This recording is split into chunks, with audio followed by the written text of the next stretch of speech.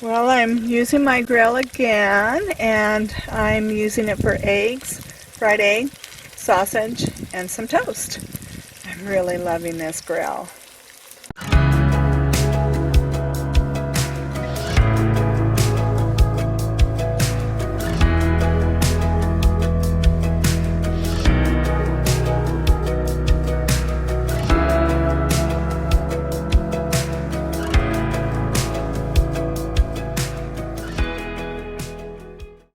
Hello all my friends, I want to show you what I ended up getting. I got the little Coleman fold and go, little compact propane grill.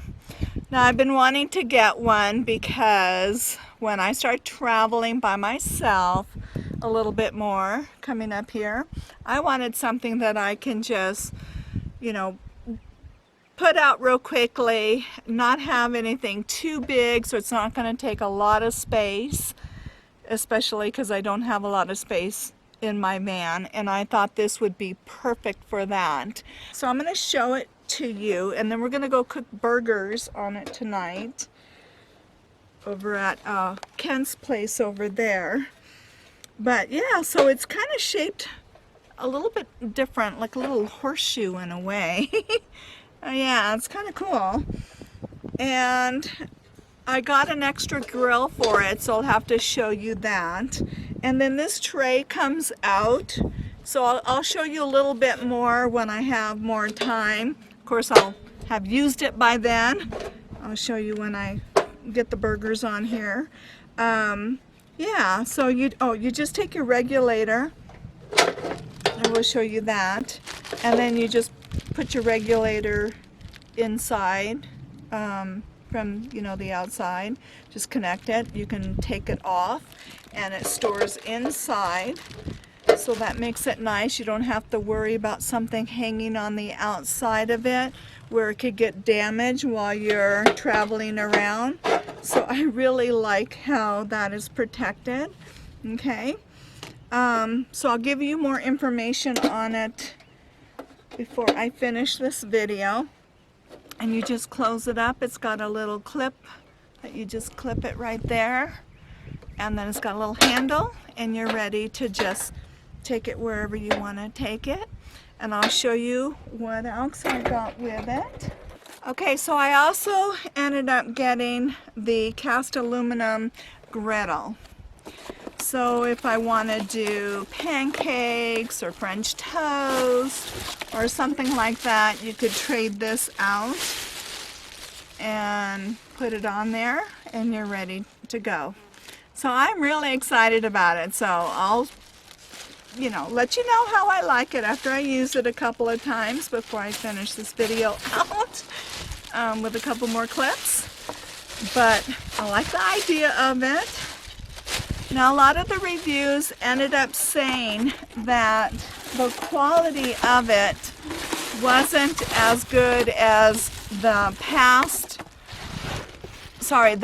Coleman products, apparently. I have to agree. I have a Coleman two-burner stove that I've had for 30 years, and that's when they had metal knobs, none of the plastic stuff. The hinges were good quality.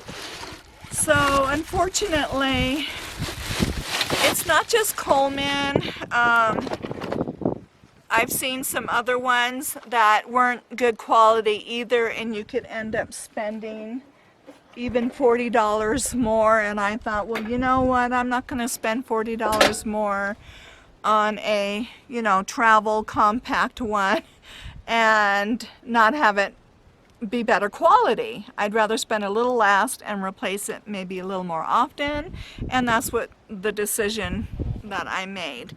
So I'm really happy with it so far, but let's see how it cooks, Oh, but what I'm talking about is the hinges. That's a little bit not as good quality when you open it up as some more expensive ones and bigger ones, but for a compact one, I feel the quality is pretty equivalent to what's out there. And then the little clasp here, the little latch here, is a little rinky-dink, so we'll see how long that lasts. It's got rivets that go through here. So I figure the worst scenario is if this comes apart, I can just put some screws and nuts in there, and I think it'll be fine. But I'll keep a close eye on it. Alright, so we're gonna go cook on it, and stay tuned. I'll let you know how I'm liking it.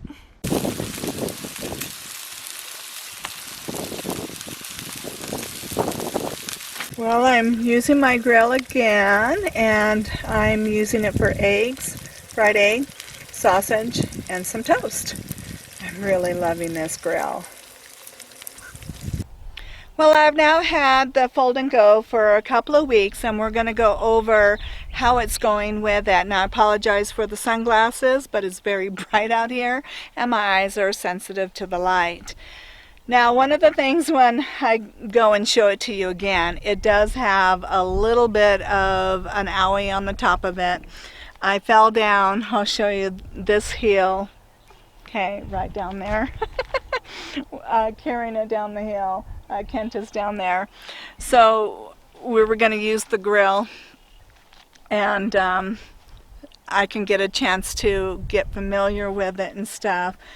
And I slipped on the rocks, and I fell on my right side and my knee, and it was on my right side, and it went crashing down. So I'll show you the condition of it now. All right. All right, so there is the scratches. So it's just a little bit in a few spots. So it's not too bad, but yeah. I mean, at least there's no dent or anything, so I'm glad about that.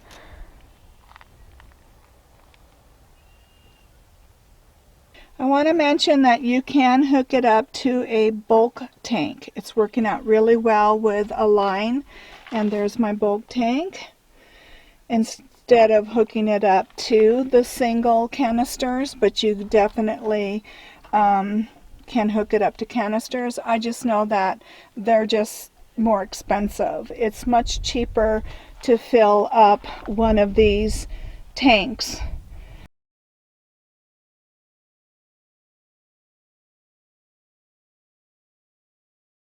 and keep a bulk tank than it is to keep buying those canisters. They're just way too expensive now. Okay, I just used it for my morning breakfast. I will show you what I made. And then what I do is I cover the grease pan with foil because it just makes it easier to change it in and out. But because of the design of it, and honestly it's really difficult to get the foil wrapped around it because of the horseshoe shape. And if any of this foil gets tucked up underneath the lip here, you know, that's supposed to catch over the grill, then you can't snap it on and you can't close your lid. So I found that's a little bit of a problem.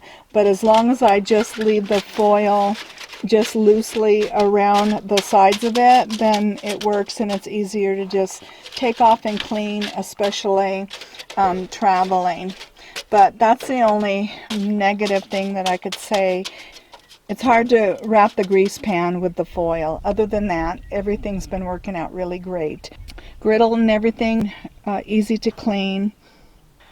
Alright, so I'm going to show you how easy it is to clean. So I'm just going to squirt it with some cleaning vinegar. And I've got just 2 paper towels.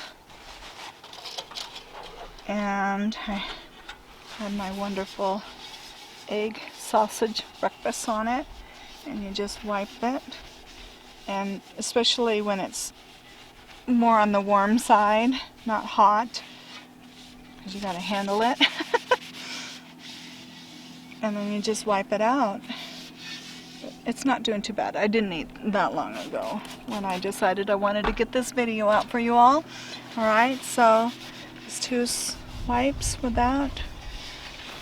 A paper towel. You don't need soap and water. It cleans really fast and easy. Just love it. The only thing you have to be careful with the griddle is because of the slots.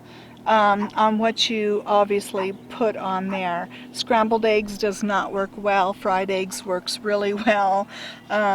Other than scrambled eggs or anything that could drip down in there, you do have to be careful. The fried eggs, just make sure it's really level, but there is a tiny little inset in here that will catch.